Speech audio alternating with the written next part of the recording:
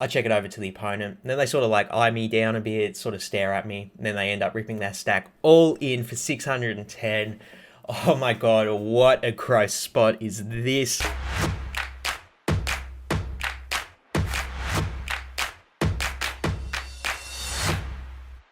Hey YouTube. G'day everyone, welcome back to the vlog. We've arrived back in Melbourne for a few days now and already feeling the urge to go play some poker. So we've got a home game tonight. It's Friday night in Melbourne, so I'm expecting plenty of action and a crazy game. So I don't want to waste any more time. Let's head over to the game. So ended up getting into the game at about 9 p.m. and played all the way till 4:30 a.m. So classic degenerate hours for this game. The game played as a 1-3 for the vast majority of it, but there are a few hands here and there with the $6 straddle on, including this first hand where a tight aggressive cutoff goes ahead and opens it up to 26. An unknown button calls, and then I'm in the big blind with Queen Jack of clubs. I considered 3-betting here. I think it might be a good spot to try and force the straddle out and attack what should be a looser cutoff opening range, but I've played with the cutoff before and they generally do play more conservative, and so I really thought that I wouldn't get many folds with a 3-bet, so I decided to just call with a hand this strong and then the straddle folds. So we're 3 ways to a flop of Queen 5-3 rainbow. Pretty good flop. We do make top pair, but still going to check it over naturally to the pre-flop razor. And then they do c-bet 26. The button folds and the action's on me. And I think it's a pretty clear-cut call here. I would consider sometimes raising with top pair to try and deny equity to overcards / get value from overcards. But because it's a queen high board, the only one like that we're really going to get value from is ace-king. So I think it makes more sense to just call here, which is what I do, and then we get to see a turn, which is a 9 of clubs. Pretty good turn. We do make a flush draw. Still go ahead and check it over to the aggressor, really trying to induce bluffs from them. And they go ahead and bet again. They go ahead and make it 57. I think we have a pretty clear just call now. I really think this is beyond the point where we can start trying to raise for value. We block a lot of the club draws, which are worse hands that are going to call, and definitely concerned that they could have king, queen, or stronger in their range. So I think it's a good spot to just call, which is what I do. So we heads up to the river, which is the jack of hearts. Let's go. We make 2 pair on the river. I think leading probably is a better play. I think a tight aggressive opponent is probably going to check back with their overpairs and stronger queens sometimes. So it's a good spot to lead out for value. I didn't do that though. I sort of was just playing in flow and didn't think it through enough. So I just checked it over naturally to the pre-flop razor. And then they check back pretty quickly with ace queen. So we do rake in this first part of the session, but I definitely think I missed value by not leading the river.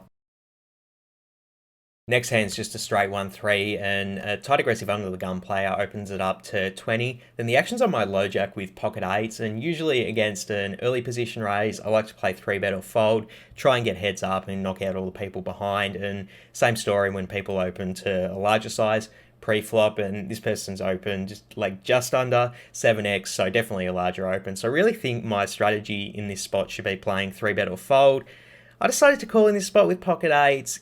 If you were going to have an overcalling range, it does make sense to have a hand like this. Try and hit a set, and even if you go multi-way, you just fold when you don't hit your set, basically. But I do think it's a mistake in the long run, and I should be 3-bet or folding in this spot, and probably mostly folding with pocket 8 specifically. Whatever the case, I made the mistake and just called, and then hijack calls as well. So we go 3 ways to a flop of 9-9-8 with 2 clubs. Let's go. We flop a full house. Under the gun, c-bets 26. And I decided to just call in this spot. I really think raising here would be a bit face up, and a lot of my opponent's hands that don't have a 9 or an overpair are probably going to have a pretty easy fold. Also a good spot to keep your calling range strong, since you are going to have a lot of pocket pairs in your range here. So it makes sense to have a nutted hand like a full house as well. I throw in the call and then the hijack calls as well. So we're still 3 ways to a turn, which is the 10 of spades, putting out backdoor spades, under the gun checks, and I think the best play is absolutely to bet for me. We're trying to build a pot here. Hijack has 500 effective, under the gun only has like 200, so definitely trying to get all in by building a pot here. And I actually think the under the gun's going to have a few overpairs in their range that aren't going to fold on this turn, so a good spot to just bet for value. I made another mistake though. I checked it. I really thought the hijack would have a lot of 9s in their range and then some. So Queen Jack offsuit and 7-6 suited got there on the turn, and I do think hijack has all of those in their range. So I really wanted to mix it in a check raise to try and build a pot against either a 9 or a straight. I think that's a mistake though. I should just be betting to try and get stacks in, try to get money in as quick as possible. Whatever the case, I checked it over the hijack and then they checked back. Pretty disastrous, and things get even worse on the river because it's the 10 of hearts, worst river in the deck. Except for maybe a 9, because now we lose to any 9 or any 10. Under the gun checks it to me, and I don't think there's much value to be had here. Like I said, I do think the hijack has a few 10s, a few 9s in their range. I think most of their 9s are going to bet on the turn, but they definitely could have like Jack 10 offsuit, Queen 10 offsuit, Ace 10 offsuit. All those hands make sense for them. So I go ahead and check it over to the hijack, really just trying to get to showdown at this point. Then the hijack goes ahead and bets 80. Under the gun folds. My read is that the opponent does have a lot of those 10s in their range, and they could maybe potentially have a few bluffs, something like pocket 2s through pocket 6s that got counterfeit on the river, or maybe even some of those lighter floats like Ace Jack or King Queen. My logic at the time was, I think if the opponent did have one of those airball bluffs, or even some of those pocket pairs they might want to bet for protection, I really thought they'd bet those on the turn, just because it does look like I don't really have a strong hand when I check the turn, and it looks like the under the gun player was just like c-betting with ace king or whatever. So they're going to get a lot of folds on the turn, so I really did take a lot of the bluffs out of their range, and getting to 0.7 to 1 on a call, I saw they were going to have a 10 here often enough where I can profitably fold. So I go ahead and lay the hand down, and then my opponent shows me pocket 3s. So they did mix in the bluff with one of those pocket pairs, which I didn't think they would do. So my read was off on this one, and GG to the opponent because they got me here. Next hand's just another straight 1-3, and an under the gun player goes ahead and raises it up to 20. Then a loose aggressive cutoff goes ahead and 3-bets it to 50. Then action folds to my small blind, and I look down at pocket kings. Let's go, what a spot to wake up with kings. I go ahead and 4-bet it to 130. Then the under the gun player folds, and the cutoff doesn't think too long before throwing in the call, leaving themselves about 170 behind. So we're heads up to a flop of King 8 deuce with 2 diamonds, so as if our overpair wasn't good enough, we now have top set. An interesting spot whether I want to check or go all in here. Absolutely taking the option of c-betting smaller off the table. The SPR is a way less than 1. And I think blocking top pair so hard, and the fact that a loose aggressive opponent will probably bet all of their pocket pairs on the flop once checked to, just basically to try to deny equity to my ace queen and stuff like that, and then potentially bluff with like ace queen themselves. I think it's a good spot to check it over to them to induce a bluff. So I check it, and then straight away they rip it all in for 170. I snap call them. I show my pocket king straight away. I really didn't feel right to slow roll them when I had the absolute nuts here. So I show my pocket kings, and then the opponent just mucks the hand straight away because they were drawing dead. So GG on this hand, we rake in a big pot. Next hand, the straddle's on, it's a 1-3-6, and I'm under the gun with Queen 9 of spades. I go ahead and open it up to 15, and then I get a call from the big blind and a short stack straddle. So we go 3 ways to a flop of Ace Jack 6, all spades, let's go. We flop the second nut flush here. When the action checks to me, definitely going to bet my flush in position. I go ahead and make it 15. Don't want to bet too large on these monotone flops. Then the big blind folds and the straddle calls. So we're heads up to a turn, which is the 9 of clubs. The straddle checks it over to me. Want to continue betting my flush for value here. Definitely more comfortable using a larger size, trying to get it all in with my opponent if they do have an ace-x hand, or with 1 spade, or maybe even without 1 spade, being that they're so short stacked. So I go ahead and bet 50. Then the opponent doesn't think too long before ripping it all in. We have the easiest snap call in the world. The opponent shows ace queen of diamonds. We show our flush, and they're drawing dead. So we're winning yet another all-in pot. Let's go. Our luck on the session is definitely turning around. Next hand's a straight 1-3 and +2. Unknown player goes ahead and opens it up to 20, and then the same loose aggressive player we got with the pocket kings goes ahead and 3-bets again. They make it 60. Then the action's on my button with king jack of diamonds, and I've used this hand as a 4-bet bluff before on the vlog, and I think it's a good one to use, blocking pocket kings and ace king. And even if you do, and you're going to be able to fold out a lot of like ace queen and ace jack, which is going to be great for you when you only have king high. And even if you do get called, sometimes you can flop a flush. So I go ahead and mix in the 4-bet here, mainly just because I'm against the loose aggressive opponent's 3-bet. They've been 3-betting a lot, and I want to attack that. So I go ahead and make it 130, and then the action folds back to the hijack, who throws in the call. So it heads up to a flop of 8-4-3 with 2 clubs. Pretty big whiff for us, but when the opponent checks it over to me, I really do want to go ahead and c-bet here. I think we're going to be able to fold out a lot of my opponents' king high hands, stuff like jack 10 that has equity against us. So I really just want to deny a bit of equity and use this hand as a bluff, since I'm going to have a lot of overpairs on this board. I want to balance it out with some bluffs, and I think I can do that for a pretty cheap price. I go ahead and bet 60. This is probably too small of a price. I think betting like 75 or 80 probably would make a bit more sense, but I went ahead and made it 60, and not surprisingly, I do get a call. So it heads up to a turn, which is a repeat 8 of diamonds. The opponent checks it over to me, and I think this is a good spot to check back. I would consider bluffing here sometimes, but I just think the board texture doesn't really change on this turn, except for top pair gets even stronger, and I think I would be checking back some of my over pairs in this spot, and if I'm doing that, the opponent might be able to call me down light if I continue to bluff too aggressively, so I decided to check it back here. Wouldn't hate continuing to bluff though with this little showdown value, but I check it back, so it still heads up to a river, which is the 6 of spades. The opponent checks it over to me again, and now I feel like I'm obliged to bluff in this spot. I think if I checked here and my opponent won with ace king, I would absolutely cry. Like, that would be the worst case scenario, because I do think that hand will fold to a bet. My line's pretty credible as an overpair. You know, I'm going to be kind of scared by the 8x turn with some of my pocket jacks plus, so I want to balance it out when I do have a bluff here. And king jack suited, it's one of the worst hands I'm going to have, so I do decide to go ahead and bet 200, and then my opponent folds pretty quickly.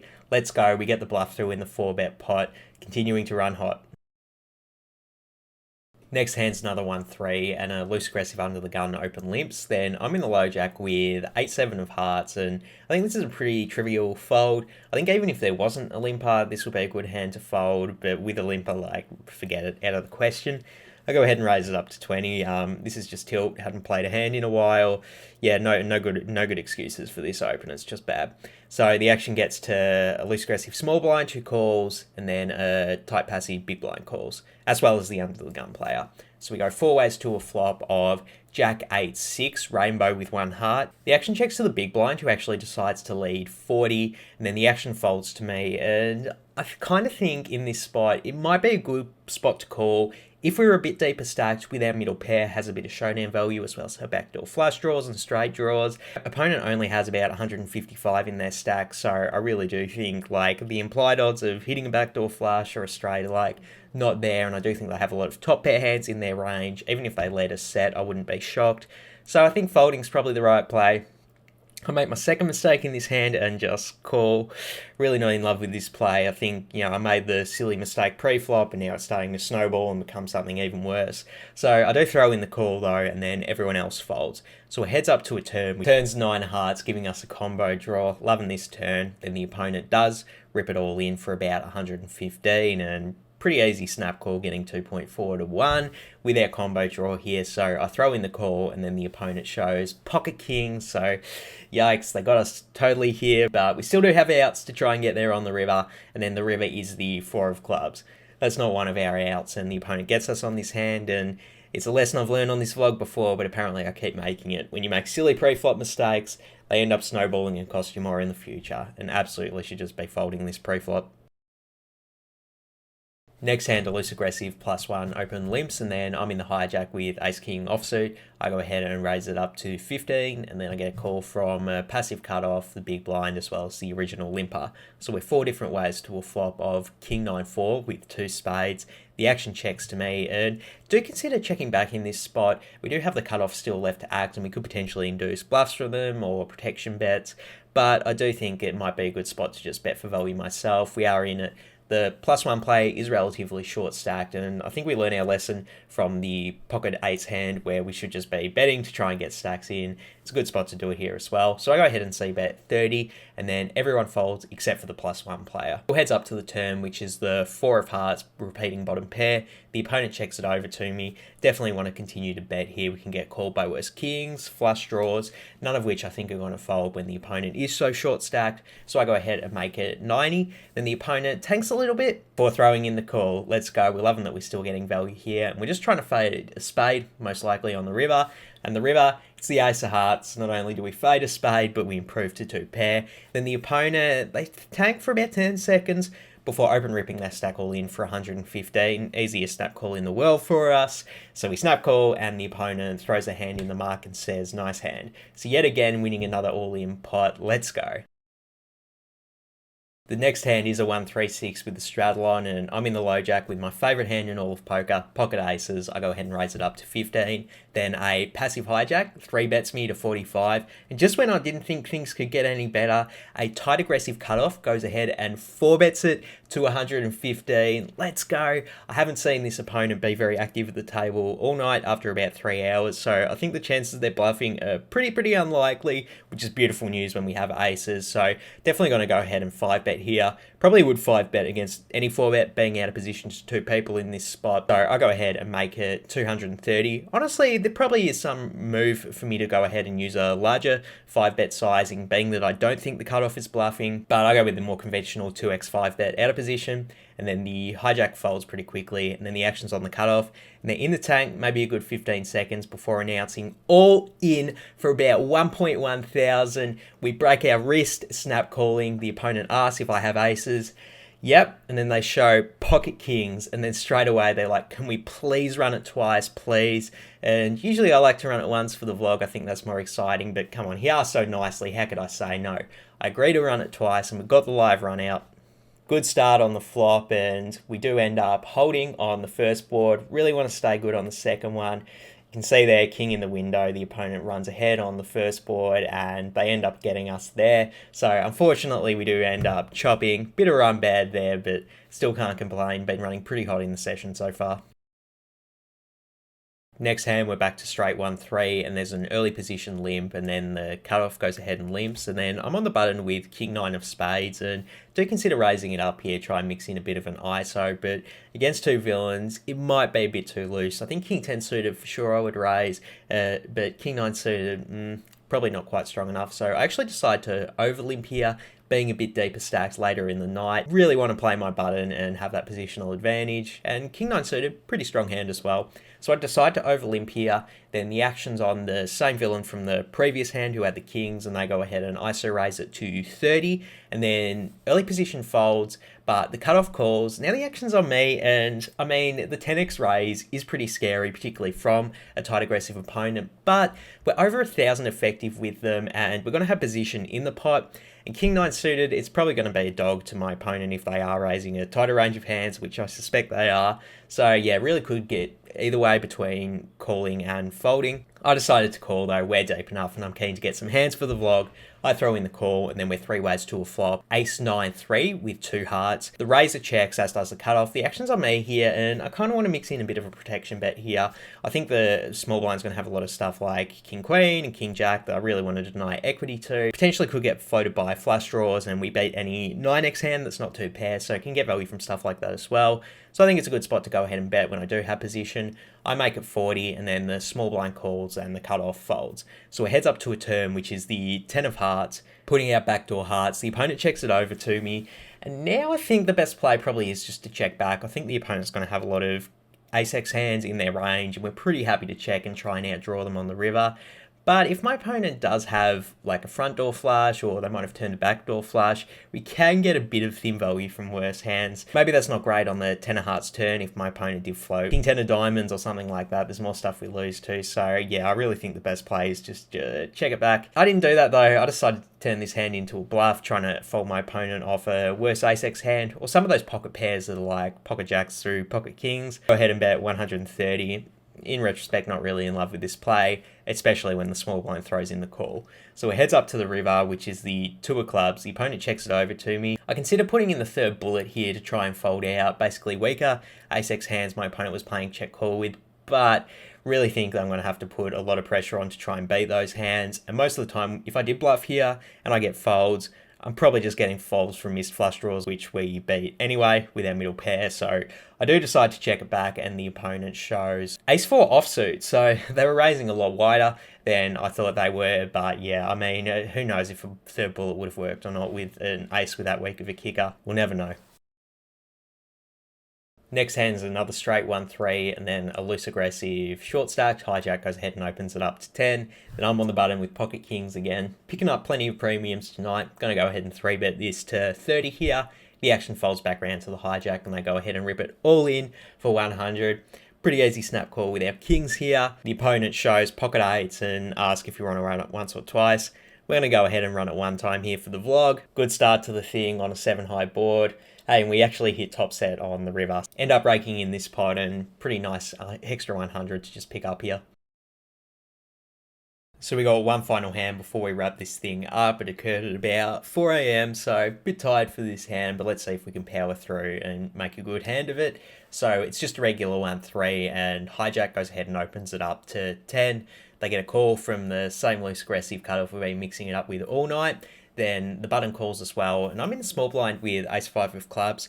I think normally small blind versus hijack, this would be a pretty standard 3-bet spot, but the fact that we have overcalls from 2 opponents, I don't think we're going to get as much fold equity, particularly from the cutoff, who's been pretty call happy all night. So best play probably is just to flat here. I don't do that though. I play it the more standard way, which will make sense heads up, and I go ahead and 3-bet it to 60, which isn't an awful play, by the way. I just think I should do it less often when there's 2 overcallers to the original open. So I go ahead and 3-bet it to 60, and then I get a call from the hijack, the cutoff, and the button actually folds. So we go 3 ways to a flop of ace-4 deuce rainbow with 1 club. So pretty good flop for us. Not only do we make top pair, but we also have a pretty sneaky gut shot. Still though, out of position to 2 opponents with a very vulnerable ace, I do decide to check it over to them to induce bets. Some merit to value betting with a hand that does have as much equity as top pair and a gut shot, but it might be a bit of an overplay out of position to 2 people who I think have a lot of hands like ace-queen offsuit and ace-jack offsuit in their range. So I check it over to them, and it actually checks through. So we get to see a free turn, which is the jack of spades putting out backdoor spades. Actions on me, and I consider betting now. I do think that I can get called by flush draws, or maybe, you know, a stubborn like king jack or jack 10 will throw in the call one time, particularly when they do have position. Having said that though, I think this is a good hand to put in my call down range, being that I have a weaker kicker, being that I'm still concerned the opponents could have ace queen or ace jack that might have played it a bit sneaky on the flop. So I do go ahead and check it over to the opponents. Then the hijack goes ahead and bets 130. The cutoff folds, the action's back on me. I think I have a pretty clear call here. Somewhat possible the opponent is protection betting a jack, or they could have a semi-bluffing hand with a flush draw, or, you know, a gut shot like king 10 suited, for example. So I throw in the call, and we're heads up to the river, which is 9 of spades. Not the best river in the world. The backdoor flush does now get in. I check it over to the opponent, and then they sort of like eye me down a bit, sort of stare at me, and then they end up ripping that stack all in for 610. Oh my god, what a gross spot is this. The opponent overbet shoves the river. I'm getting about 1.7 to a call, so I need to be good here 36% of the time. And the tricky thing is, with the line I took, this is actually kind of one of the stronger hands I have in my range. I think I'm going to be betting off a lot of my ace-king and ace-queen. Definitely my ace-jack I'm going to be betting on the turn. So I've actually put this hand specifically in my range to protect myself and have a hand to call down with.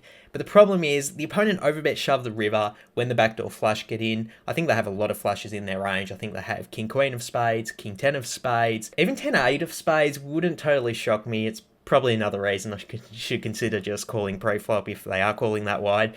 So yeah, I just think I lose to a lot of stuff, particularly when all of the nut flushes make sense as well. I think they're going to bet a lot of them on the turn and check a lot of them on the flop with the same mentality I had of protecting that flop checking range. So I just think I lose to so much stuff. This is definitely a spot where I should at least consider exploit folding when they have so many flushes in their range. And I start to think they could also have ace jack, or even pocket jacks would all make sense as potential value hands they could have. If they are bluffing, I think a hand like king queen with the king of spades, or even king queen with the queen of spades, would make a lot of sense as well. But I don't know, man. I don't think those are enough combinations for me to profitably call here. And I really do give them credit for all those bluffs. So I do decide to go ahead and exploit fold my ace-5 suited. After about 30 seconds or so of tanking, I put it in the muck, and then the opponent was actually kind enough to show that they did have king queen of spades. So absolutely over the moon I was able to make the fold here, because that would have been a large bet to pay off right at the end of the session.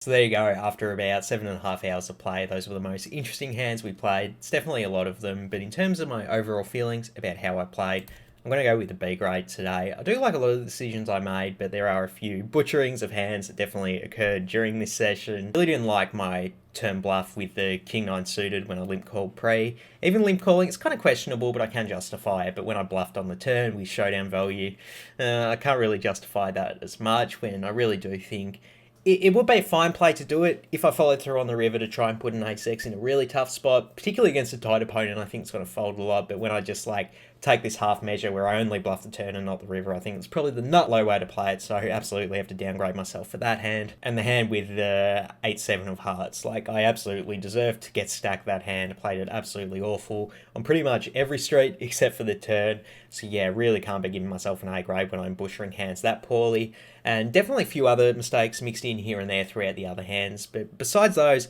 nothing super egregious. And I do think for the most part I was focused, I was paying attention to what my opponents were doing, I was ranging them pretty well for the most part, and really liked that I made that exploit fold on the river with the ace-5 suited. That one would have stung a lot if I did end up calling. So can't downgrade myself too much, and happy that I played at least somewhat well for up to 7.5 hours. That's very decent volume, and gonna go with a B grade for today's session. G'day, so it's about 4:30 a.m. and we're out the front of the fine establishment we played poker in tonight. Ended up playing for just over 7 hours. Definitely feel good about how I played this session. Think I was focused for most of it, which is always the main thing you're going to hope for when you play poker, aside from good results, which I also did have this session. Ended up buying into the game for 900 and cashing out for 1,500. So very nice 600 profit on a session. I'll definitely take that for 7 hours work. For now, I'm going to head home and get some rest before I go play another home game tomorrow night. So I'm out of here. Peace.